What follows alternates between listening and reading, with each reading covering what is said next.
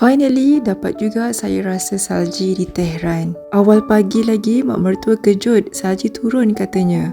Walaupun turun sekejap je, dah cukup untuk buat semua orang happy. So, apa aktiviti kita orang hari ni? Jom tengok. Pagi ni, kita orang nak pergi brisk walk dekat bandar. Cuaca hari ni agak gloomy, basah sebab hujan campur salji dan juga berkabus. Kita orang pergi ke Park Melad. Ni entrance taman tu dari Jalan Valiaz. Melad Park ni antara park yang terbesar dan cantik di Tehran. Orang ke sini untuk rekreasi, brisk walk dan juga piknik. Tapi sebab hari ni hujan, so tak adalah ramai sangat orang. Yang banyak kucing. Ada orang tu tengah bagi makan kucing liar dekat sini. Tengok tu gemuk-gemuk badan kucing liar ni. Kebanyakannya duduk dekat taman dan dekat depan restoran-restoran. So ramailah orang kesian dan sedekahkan makanan kat dia orang. Itulah jadi gemuk agaknya. Kat taman ni juga ada mini zoo. So kat depan ni ada itik, ada rusa. Kat bahagian belakang sana ada lagi haiwan-haiwan lain tapi saya tak pergi. Dan tiba-tiba masa kita orang kat sini salji turun.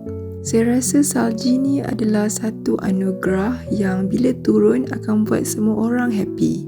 Tak kira lah dah banyak mana pun kita experience salji, tetap kita akan excited bila dia turun pertama kalinya. So selepas dalam 1 jam berjalan dekat taman ni, kita orang menuju ke shopping mall untuk makan tengah hari.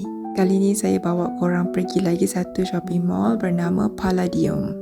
Kita orang makan dekat food court sebab kat sini ada makanan Asia. Saya beli ramen. Husband dan bapa dia tak pernah jemu makan kebab sebab dia orang makan kebab. Saya dengan mak mertua makan makanan Asia. Ni pertama kali saya makan ramen dekat kedai ni. Boleh tahan, sedap juga, harganya dalam RM20. Selepas tu kita orang pergi menuju ke lagi satu shopping mall. Ini pertama kali saya pergi ke sini, nama dia Hadish Mall. Boleh tahan shopping mall ni, saya suka.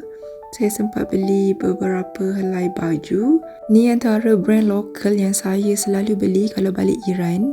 Lepas tu apa lagi kita orang buat? Oh, kita orang pergi ke coffee shop. Ni dah macam aktiviti harian selama saya ada dekat sini, mesti pergi minum kopi. And lastly, sebelum balik saya beli satu dessert ni.